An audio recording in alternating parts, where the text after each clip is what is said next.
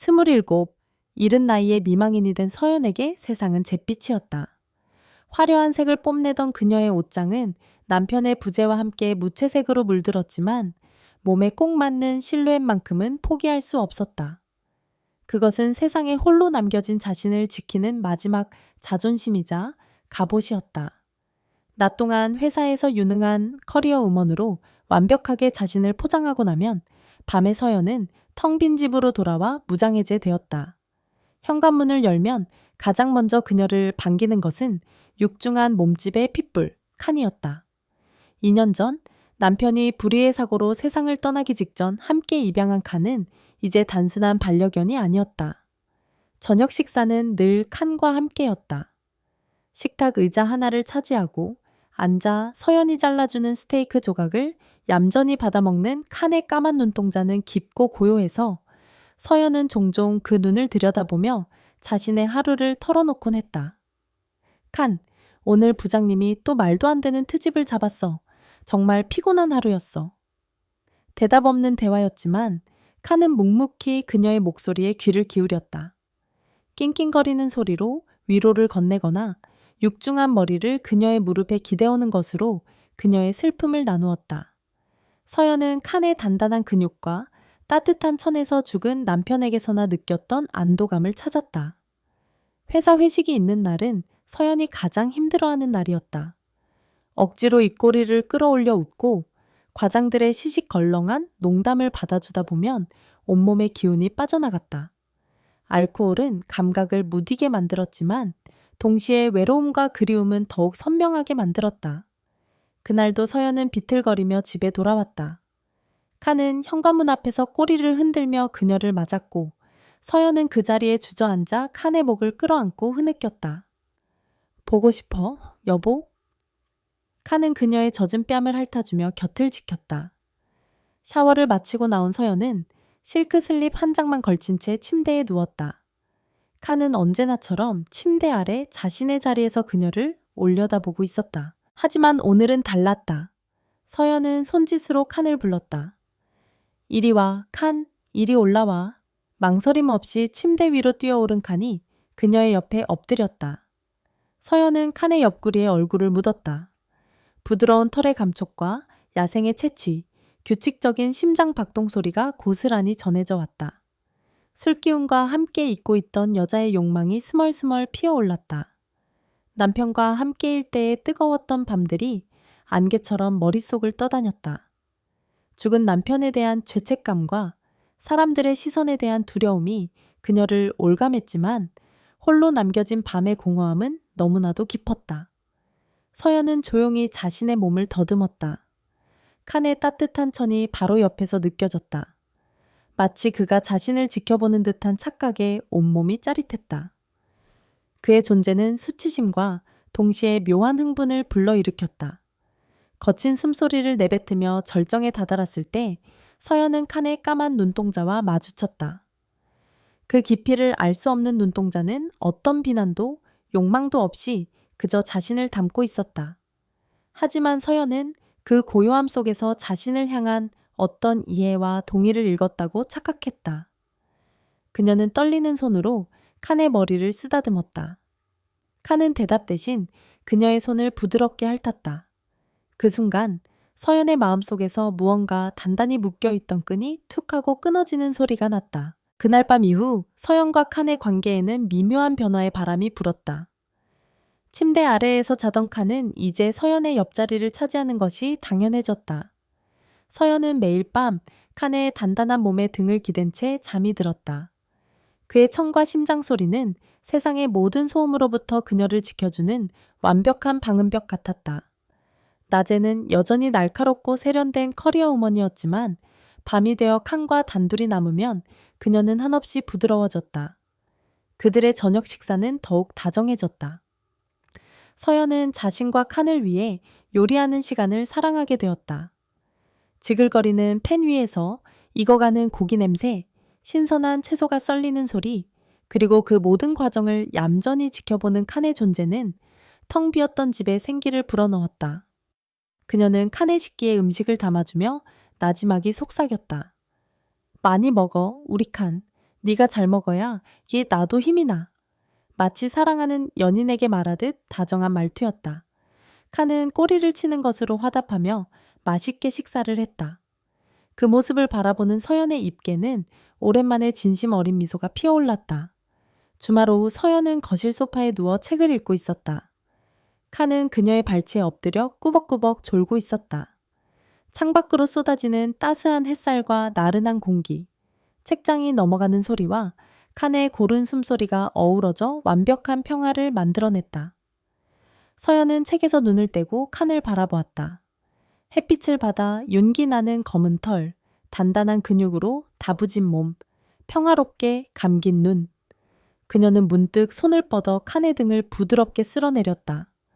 손끝으로 전해지는 털의 감촉과 따뜻한 온기가 좋았다. 그녀의 손길에 칸이 잠에서 깨 고개를 들었다. 서연은 웃으며 그의 머리를 쓰다듬었다. 미안, 내가 깼네. 칸은 대답 대신 그녀의 손등을 핥았다. 축축하고 부드러운 혀의 감촉 그녀의 심장을 간지럽혔다. 서연은 점점 더 칸에게 의지하게 되었다. 그에게서 남편의 빈자리를, 연인의 온기를, 그리고 남자의 보호를 동시에 느끼고 있었다. 그녀의 밤은 더 이상 외롭지 않았다. 욕망이 차오를 때면 그녀는 칸의 곁에서 스스로를 위로했다. 칸은 언제나처럼 묵묵히 그녀의 곁을 지켰다. 그의 존재는 그녀의 행위에 대한 암묵적인 동의처럼 느껴졌고 죄책감을 덜어주는 유일한 면죄부였다. 서연은 칸의 목에 얼굴을 묻고 그의 채취를 깊게 들이마셨다. 야생의 흙냄새와 포근한 햇볕 냄새가 섞인 그의 향기는 그녀에게 어떤 마약보다도 강한 안정감을 주었다. 그러던 어느 날 퇴근길에 회사 동료인 민준이 그녀를 따라왔다. 서연 씨, 요즘 힘든 일 있어요? 얼굴이 안 좋아 보여서요. 평소 서연에게 호감을 보이던 민준의 걱정 어린 말에 서연은 순간 당황했다. 아니에요, 괜찮아요. 그녀는 서둘러 대답하고 발걸음을 옮겼다. 민준은 포기하지 않고 말했다. 이번 주말에 시간 괜찮으면 같이 영화라도 볼래요? 기분 전환도 할 겸. 그의 제안에 서연의 심장이 쿵 내려앉았다. 다른 남자의 호의. 그것은 잊고 있던 현실을 날카롭게 찌르는 칼날과 같았다. 그녀는 칸 외의 다른 존재가 자신의 삶에 들어오는 것을 상상할 수 없었다. 그녀의 표정이 굳어지는 것을 본 민주는 멋쩍게 웃으며 물러섰다. 집에 돌아온 서연은 현관에 들어서자마자 칸을 끌어안았다. 불안하게 떨리는 그녀의 몸을 칸은 묵묵히 받아주었다. 서연은 칸의 눈을 들여다보며 속삭였다. 나한텐 너뿐이야, 칸. 영원히. 그녀의 집착 어린 고백에 칸은 그저 그녀의 뺨을 한번 핥아줄 뿐이었다.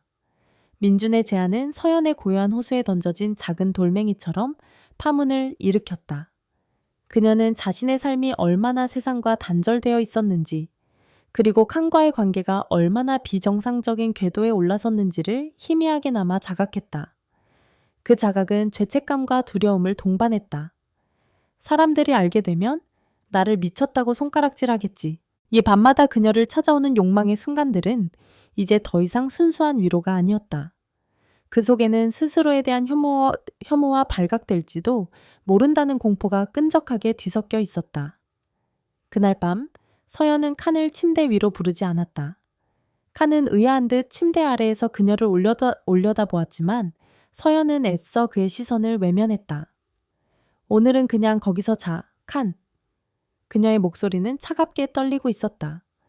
칸은 잠시 낑낑거리다 아이네 체념한 듯 바닥에 엎드렸다. 하지만 서연은 잠을 이룰 수 없었다. 칸의 부재는 생각보다 큰 공허함을 남겼다. 그의 따뜻한 천도, 규칙적인 심장 소리도 없는 침대는 낯설고 추웠다. 결국 새벽녘, 그녀는 침대에서 내려와 칸의 곁에 웅크리고 누워 잠이 들었다. 차가운 바닥에 한기가 등 뒤로 스며들었지만 칸의 몸에서 전해지는 온기 덕분에 겨우 잠들 수 있었다. 다음 날 서연은 칸에게서 미묘한 거리감을 느꼈다. 아침 식사 때도 출근 준비를 할 때도 칸은 평소처럼 그녀의 곁에 머물지 않고 거실 한쪽에서 묵묵히 그녀를 지켜보기만 했다. 마치 상처받은 연인처럼. 서연은 그런 칸의 모습에 가슴이 아팠다. 내가 무슨 짓을 한 거지? 칸은 아무 잘못도 없는데. 출근하는 길, 그녀의 머릿속은 온통 개서맹이 온통 칸에 대한 미안함과 자신의 행동에 대한 후회로 가득 찼다. 하루 종일 일에 집중할 수 없었다. 모니터 화면 위로 칸의 슬픈 눈이 아른거렸다.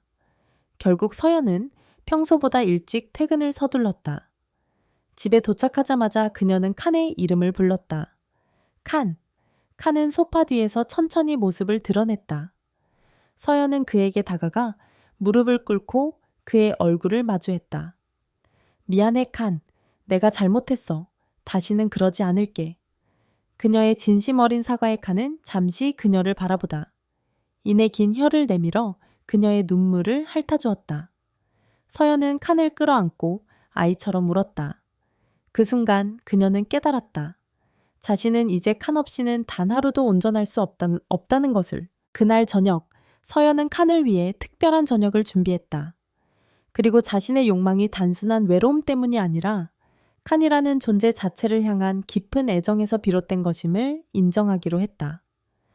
세상의 시선이나 도덕적 잣대는 더 이상 중요하지 않았다. 중요한 것은 오직 칸과 자신, 둘만의 관계였다.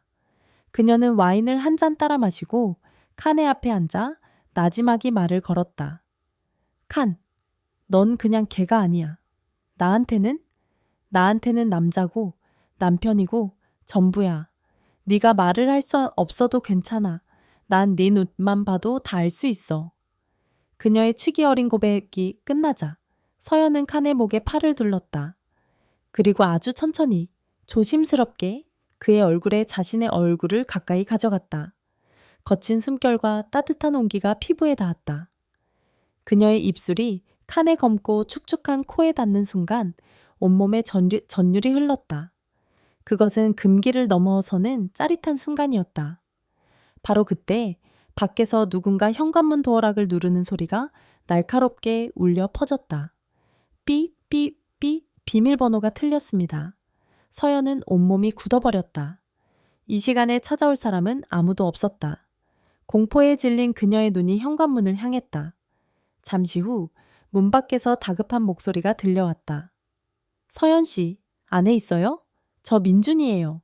민준의 목소리는 얼어붙은 서연의 심장을 꿰뚫는 송곳 같았다. 그녀는 칸을 껴안은 자세 그대로 굳어버렸다. 머릿속이 하얗게 비어버렸고 심장은 통제불능으로 날뛰었다. 왜 하필 지금? 그가 여길 어떻게? 온갖 생각들이 뒤엉켜 혼란스러웠다. 문 밖에서는 다시 민준의 목소리가 들려왔다. 서연 씨, 걱정돼서 와봤어요. 아까 회사에서 안색이 너무 안 좋아서요. 혹시 무슨 일 있어요? 그의 걱정 어린 말투는 오히려 서연에게 비수처럼 꽂혔다. 자신의 추악한 비밀을 감춘 채 세상의 정상적인 호의를 마주하는 것은 끔찍한 고문이었다. 그녀는 황급히 칸에게서 몸을 떼고 옷매무새를 가다듬었다. 심호흡을 한 번 하고 최대한 아무렇지 않은 목소리를 꾸며내며 현관으로 다가갔다. 민준 씨? 이 시간에 어쩐 일이에요?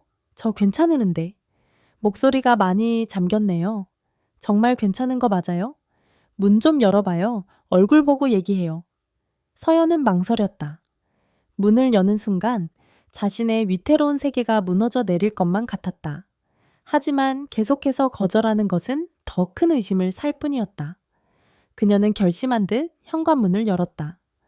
문 앞에는 걱정스러운 표정의 민준이 약봉투와 죽이 담긴 쇼핑백을 들고 서 있었다. 몸살이라도 난 줄 알고 부담스러웠다면 미안해요. 그의 순수한 호의에 서연은 가슴이 답답해졌다. 아니에요. 고마워요. 그런데 정말 괜찮아요. 잠깐 피곤해서 그랬나 봐요. 서연은 어색하게 웃으며 그를 안으로 들이지 않으려는 듯 문 앞을 막아섰다.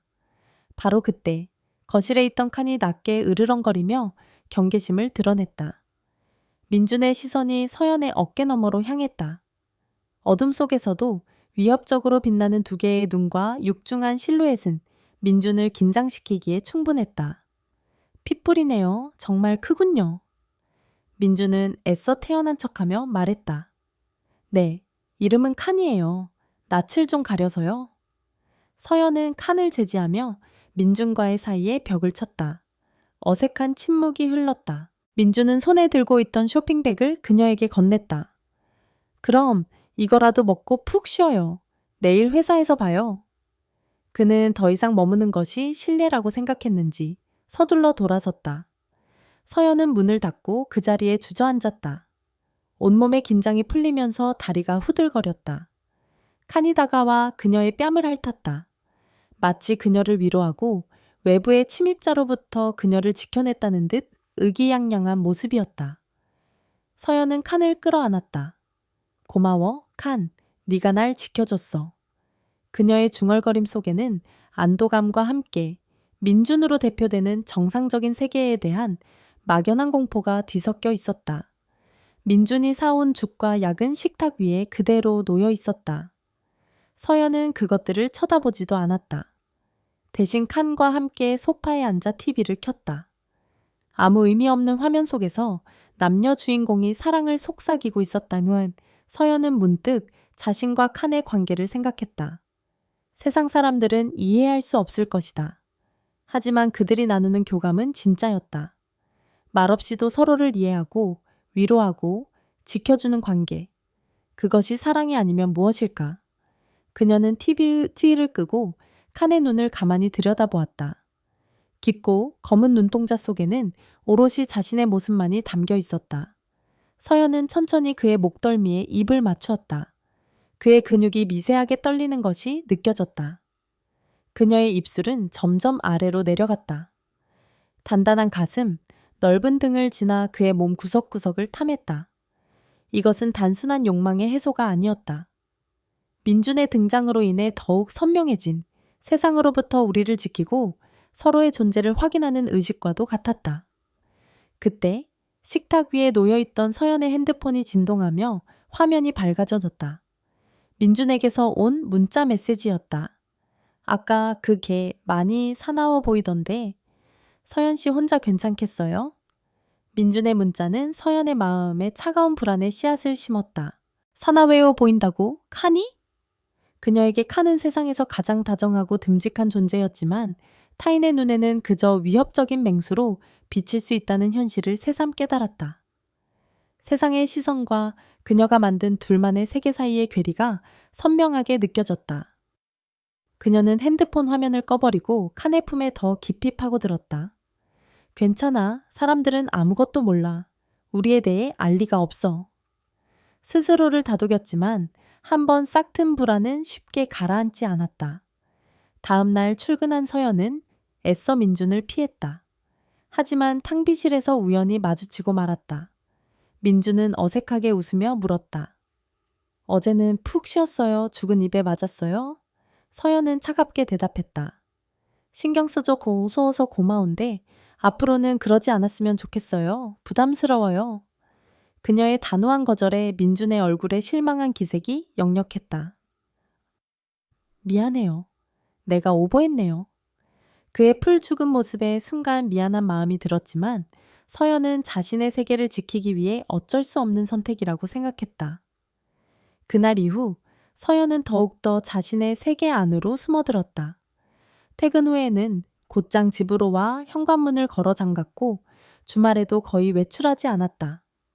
그녀의 세상은 오직 칸과 자신, 둘만 존재하는 고립된 섬이 되어갔다. 그 안에서 그들은 그들만의 언어로 소통하고 사랑을 나누었다. 서연은 칸을 목욕시키는 시간을 특히 좋아했다. 욕실 가득한 따뜻한 수증기, 샴푸의 향긋한 내음, 그리고 물에 젖어 매끄러운 칸의 몸을 어루만지는 감촉. 그녀는 구석구석을 정성껏 닦아주며 사랑을 속삭였다. 우리 칸, 정말 멋있어. 세상에서 제일 잘생겼어. 칸은 얌전히 그녀의 손길을 받으며 이따금씩 그녀의 얼굴에 묻은 물기를 핥아주곤 했다. 그것은 그들만의 은밀하고도 관능적인 교감의 시간이었다. 시간이 흐를수록 서연은 칸의 행동 하나하나에 특별한 의미를 부여하기 시작했다. 그녀가 슬퍼 보일 때면 조용히 다가와 앞발을 내미는 행동은 서툰 위로의 손길로, 그녀가 기뻐할 때면 함께 뛰어다니며 꼬리를 흔드는 모습은 순수한 공감의 표현으로 해석했다. 심지어 그녀가 스스로를 위로하는 밤이면 카니네는 낮은 그르렁거림조차 자신을 향한 욕망의 신음처럼 들렸다. 그녀의 마음속에서 칸은 이미 온전한 남자였다. 말을 하지 못할 뿐 자신을 완벽하게 이해하고 사랑해주는 유일한 존재. 그러던 어느 화창한 주말 오후, 서연은 오랜만에 칸과 함께 근처 공원으로 산책을 나갔다. 갑갑한 집을 벗어나 탁 트인 공간에 나오니 기분이 한결 나아졌다. 칸 역시 신이 난 듯 앞서거니 뒤서거니 하며 잔디밭을 뛰어다녔다. 서연은 벤치에 앉아 그런 칸의 모습을 흐뭇하게 바라보았다. 그때 한 아이가 공을 가지고 놀다 서연의 근처로 다가왔다. 아이는 칸을 보더니 해맑게 웃으며 손을 뻗었다. 강아지다. 크다. 순간 칸이 경계심을 드러내며 아이를 향해 이빨을 드러내고 낮게 짖기 시작했다. 컹, 컹. 갑작스러운 상황에 아이는 겁을 먹고 울음을 터뜨렸고 아이의 엄마가 비명을 지르며 달려왔다. 어머, 얘 괜찮니? 저 걔 좀 어떻게 해보세요. 아이 엄마는 서연을 날카롭게 쏘아보며 소리쳤다. 서연은 당황해서 어쩔 줄 몰랐다. 칸, 안 돼. 이리 와. 그녀가 급히 목줄을 잡아당겼지만 칸은 낯선 사람의 접근에 흥분한 상태였다. 주변 사람들의 시선이 모두 그들에게로 쏠렸다. 수근거리는 소리가 비수처럼 날아와 박혔다. 어머, 저거 핏불 아냐? 위험하게 왜 데리고 나와? 입마개도 안 했네. 미쳤나 봐.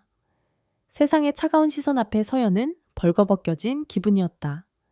자신에게는 한없이 다정한 칸이 타인에게는 공포의 대상이 될 수 있다는 사실이, 그리고 자신은 그런 맹수를 제대로 통제하지 못하는 비상식적인 주인으로 비치고 있다는 현실이 그녀를 덮쳐왔다. 그녀는 울음을 터뜨리는 아이와 분노에 찬 아이 엄마에게 연신 고개를 숙이며 사과하고 칸을 끌다시피 하여 도망치듯 공원을 빠져나왔다. 집에 돌아온 서연은 현관문을 닫자마자 그 자리에 주저앉아 버렸다. 칸은 아무것도 모른다는 듯 그녀의 얼굴을 핥으며 꼬리를 쳤다. 그 순수한 눈망구를 보자 서연의 마음속에서 무언가 와르르 무너져 내렸다. 이것은 사랑일까? 아니면 위험한 망상일까? 공원에서의 사건은 서연에게 깊은 상처와 혼란을 남겼다. 사람들의 경멸 어린 시선과 미쳤다는 수군거림이 귓가에 생생하게 맴돌았다. 밤이 되자 그날의 기억은 더욱 선명해졌고 그녀는 처음으로 칸의 존재가 두려워졌다. 자신을 향한 칸의 애정 표현조차 세상의 눈에는 언제 터질지 모르는 야수의 본능으로 비칠 수 있다는 생각이 들자 온몸에 소름이 돋았다. 그날 밤 서연은 칸을 방에 들이지 않고 문을 닫아버렸다. 칸은 평소와 다른 주인의 행동에 불안한 듯 문 밖에서 낑낑거리며 문을 긁어댔다. 그 소리를 들으며 서연은 침대에 웅크린 채 귀를 막았다. 나는 미친 게 아니야. 이건 사랑이야. 하지만 스스로에게 되뇌는 말은 더 이상 아무런 위로가 되지 못했다. 문을 긁는 소리가 잦아들고 집 안에 정적이 찾아왔을 때 서연은 오히려 더 큰 불안감에 휩싸였다. 자신을 지켜주던 유일한 존재를 스스로 밀어낸 채 완벽한 고독 속에 남겨진 기분이었다. 며칠 동안 서연과 칸 사이에는 보이지 않는 벽이 생겼다.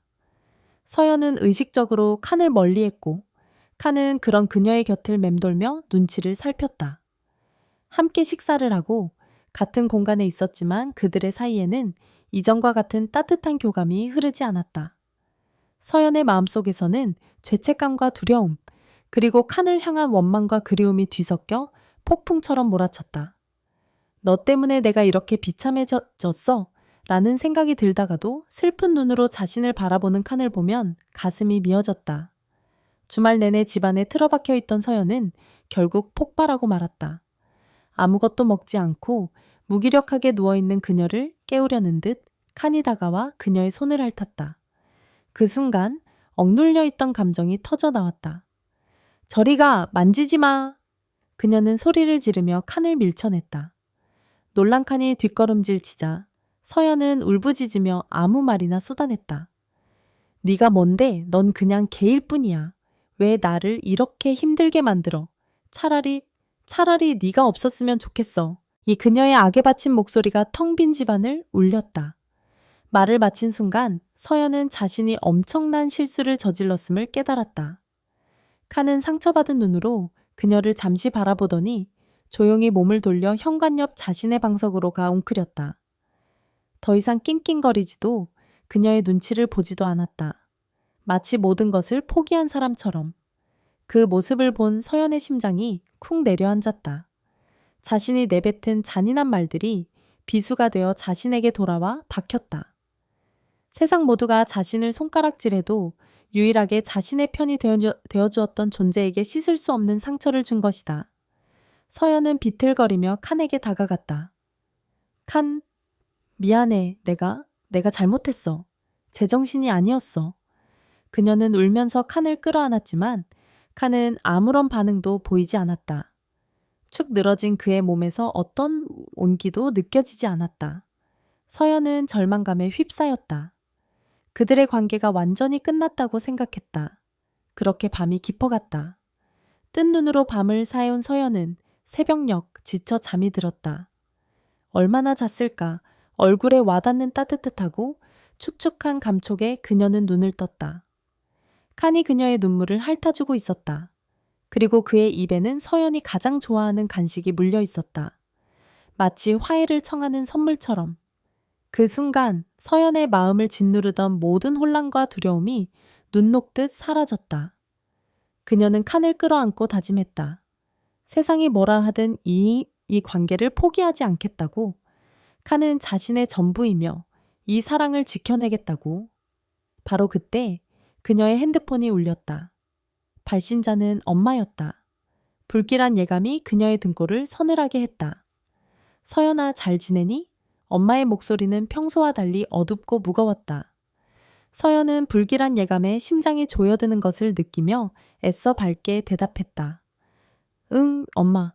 그럼 무슨 일 있어? 전화기 너머로 엄마의 깊은 한숨 소리가 들려왔다. 사실 내 시어머니께서 편찮으셔서 병원에 입원하셨다. 위독하시다는구나. 이 청천벽력 같은 소식이었다. 남편이 죽은 후 시어머니는 서연을 유일한 핏줄처럼 아끼고 의지했다. 서연 역시 그런 시어머니를 친어머니처럼 따랐다. 그녀는 당장 병원으로 달려가야 한다고 생각했지만 한 가지 문제가 마음에 걸렸다. 바로 칸이었다. 며칠씩 집을 비워야 할지도 모르는데 칸을 혼자 둘 수는 없었다. 애견 호텔에 맡기는 것도 생각해봤지만 낯선 환경에 극도로 예민한 칸의 성격을 알기에 내키지 않았다. 결국 서연은 힘든 결정을 내렸다. 칸을 데리고 시댁이 있는 시골로 내려가기로 한 것이다. 시댁은 마당이 넓어 칸이 지내기에도 나쁘지 않을 것 같았다. 그녀는 급하게 짐을 챙기기 시작했다. 자신의 옷가지보다 칸의 사료와 장난감, 방석을 먼저 챙기는 자신의 모습을 보며 서연은 쓴웃음을 지었다. 어느새 자신의 삶의 중심은 완전히 칸에게로 옮겨져 있었다. 시골집으로 향하는 차 안, 칸은 조수석에 얌전히 앉아 창밖 풍경을 바라보고 있었다. 서연은 운전을 하며 힐끗힐끗 칸을 쳐다보았다. 며칠 전 서로에게 상처를 주고 화해한 이후 그들의 관계는 이전보다 더욱 단단하고 애틋해져 있었다. 이제 그 어떤 시련이 와도 흔들리지 않을 거라는 확신이 들었다. 하지만 시골집에 도착한 순간 그 확신은 흔들리기 시작했다. 서연과 칸을 본 친척들의 표정이 미묘하게 굳어졌다. 특히 남편의 사촌형인 재우의 시선이 가장 불편했다.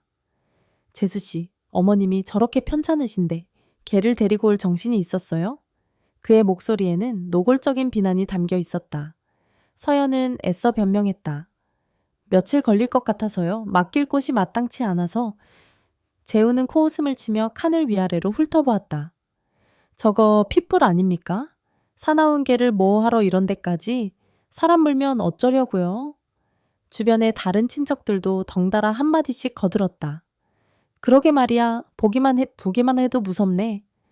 요즘 젊은 애들은 생각이 없어. 서연은 마치 죄인이 된 기분이었다. 그녀는 칸을 변호하고 싶었지만 슬픔에 잠긴 집안 분위기 속에서 차마 입을 뗄 수 없었다. 그녀는 칸을 마당 한쪽에 있는 창고에 묶어둘 수밖에 없었다. 밤이 깊어지고 모두가 잠든 시간, 서연은 병원에서 돌아와 지친 몸을 이끌고 조용히 창고로 향했다. 낯선 곳에 홀로 묶여있던 칸은 그녀를 보자 반가움에 낑낑거렸다. 서연은 칸을 끌어안고 속삭였다. 미안해 칸, 조금만 참아. 금방 다시 돌아가자. 칸은 그녀의 뺨을 핥으며 위로했다. 서늘한 밤 공기와 흙냄새, 그리고 칸의 채취가 뒤섞여 묘한 분위기를 자아냈다. 그 순간만큼은 세상에 오직 둘만 존재하는 것 같았다. 서연은 칸의 따뜻한 몸에 기대어 잠시 눈을 감았다. 바로 그때 창고 문이 삐걱거리며 열리고 재우가 나타났다. 그는 술에 취해 비틀거리고 있었다. 재수씨, 여기서 뭐해요? 밤바람이 찬데. 그의 눈은 술기운과 함께 불쾌한 욕망으로 번들거리고 있었다. 잠깐, 칸 보러 왔어요. 서연은 불안감에 몸을 일으켰다. 재우는 그런 그녀에게 다가오며 음흉한 미소를 지었다. 죽은 동생 생각은 안 나요? 외로울 텐데. 형님이 위로해 줄까? 그가 서연의 팔을 거칠게 붙잡는 순간이었다. 놔요. 서연이 비명을 지르자 묶여있던 칸이 맹렬하게 짖으며 재우를 향해 달려들 기세로 몸부림쳤다. 목줄이 팽팽하게 당겨지며 금방이라도 끊어질 듯 삐걱거렸다. 칸의 맹렬한 기세에 재우는 움찔하며 서연의 팔을 놓았다. 이 미친 개가. 그는 욕설을 내뱉으며 뒷걸음질 쳤다. 칸은 으르렁거리며 금방이라도 목줄을 끊고 달려들 것처럼 재우를 노려보았다. 그 눈빛은 단순한 경계를 넘어 자신의 것을 지키려는 수컷의 분노와 소유욕으로 가득 차 있었다. 서연은 순간 칸의 모습에서 죽은 남편의 그림자를 보았다. 자신을 지키기 위해 누구보다 강해졌던 남자의 모습을. 아주버님, 취하셨으면 그만 들어가서 주무세요. 서연은 떨리는 목소리를 가다듬고 차갑게 말했다. 재우는 분이 풀리지 않는 듯 씩씩거리며 칸을 노려보다 이내 욕설을 중얼거리며 자리를 떴다. 재우가 사라지자마자 서연은 다리에 힘이 풀려 그 자리에 주저앉았다. 칸은 그녀에게 다가와 걱정스럽게 얼굴을 핥았다. 서연은 칸의 목을 끌어안았다. 고마워. 네가 또 나를 구해줬구나. 그녀의 목소리는 눈물에 젖어 있었다. 칸의 존재가 없었다면 방금 무슨 끔찍한 일을 당했을지 상상조차 하기 싫었다. 그날 밤 서연은 칸을 창고에 혼자 둘 수 없었다. 그녀는 자신의 방으로 칸을 몰래 들였다. 좁은 방 안에서 칸의 존재감은 더욱 크게 느껴졌다. 서연은 이불을 깔고 칸의 옆에 누웠다. 방금 전의 공포와 칸에 대한 고마움, 그리고 미묘한 흥분이 뒤섞여 잠을 이룰 수 없었다. 그녀는 어둠 속에서 칸의 실루엣을 바라보았다. 그는 이제 단순한 위로의 대상을 넘어 자신을 지켜주는 유일한 기사이자 완벽한 수컷이었다. 서연은 조심스럽게 손을 뻗어 칸의 등을 쓸었다. 단단한 근육의 움직임이 손끝으로 고스란히 느껴졌다. 그녀의 손길이 점점 대담해졌다. 그녀는 칸의 몸 구석구석을 어루만지며 그의 반응을 살폈다. 칸은 가만히 누워 그녀의 손길을 받아들이며 이따금씩 낮은 신음 같은 소리를 냈다. 그 소리는 서연의 마지막 남은 이성의 끈을 끊어버렸다. 그녀는 칸의 몸 위로 자신의 몸을 포겠다. 그의 거친 털의 감촉, 뜨거운 천, 강렬한 채취가 그녀의 모든 감각을 마비시켰다. 죄책감이나 두려움은 더 이상 없었다. 오직 원초적인 욕망과 서로를 향한 갈망만이 방 안을 가득 채웠다. 그것은 인간과 짐승의 경계를 허무는 위험하고도 신성한 의식과 같았다. 다음 날 아침 시어머니의 상태가 급격히 나빠졌다는 연락을 받고 가족 모두가 병원으로 향했다. 집에는 서연과 칸, 단둘만 남게 되었다. 서연은 시어머니에 대한 걱정으로 마음이 무거웠지만 동시에 칸과 온전히 단둘이 있을 수 있다는 사실에 묘한 해방감을 느꼈다. 그녀는 더 이상 친척들의 눈치를 볼 필요가 없었다. 하루 종일 그들은 마치 신혼부부처럼 집안에서 시간을 보냈다. 함께 밥을 먹고 마당을 산책하고 나른한 오후에는 툇마루에 앉아 서로에게 기댄 채 졸기도 했다. 서연은 칸에게 끝없이 말을 걸었다. 자신의 슬픔, 두려움, 그리고 그를 향한 사랑까지. 칸은 언제나처럼 묵묵히 들어주었고 그 존재만으로도 그녀에게는 큰 위로가 되었다. 저녁이 되자 시어머니께서 결국 돌아가셨다는 비보가 전해졌다. 전화기 너머로 들려오는 친척들의 울음소리를 들으며 서연은 망연자실했다. 남편에 이어 시어머니까지 이제 세상에 자신을 이해해주고 사랑해주던 어른은 아무도 남지 않았다. 깊은 슬픔과 절망이 그녀를 덮쳤다. 그녀는 수화기를 내려놓고 그 자리에 무너져 내렸다. 그때 칸이 다가와 그녀의 품에 안겼다. 마치 이제 당신 곁에는 나밖에 없어요 라고 말하는 것처럼. 서연은 칸을 끌어안고 목 놓아 울었다. 이제 정말 세상에 의지할 곳은 칸밖에 없었다. 그의 존재가 그녀의 삶의 이유이자 모든 것이 되어버렸다. 그때 그녀의 핸드폰으로 문자 한 통이 도착했다. 재우였다. 어머니 장례 끝나고 나면 그 개 어떻게 처리하는 게 좋을 것 같아. 시골에선 저런 게 그냥 잡아먹기도 하는데.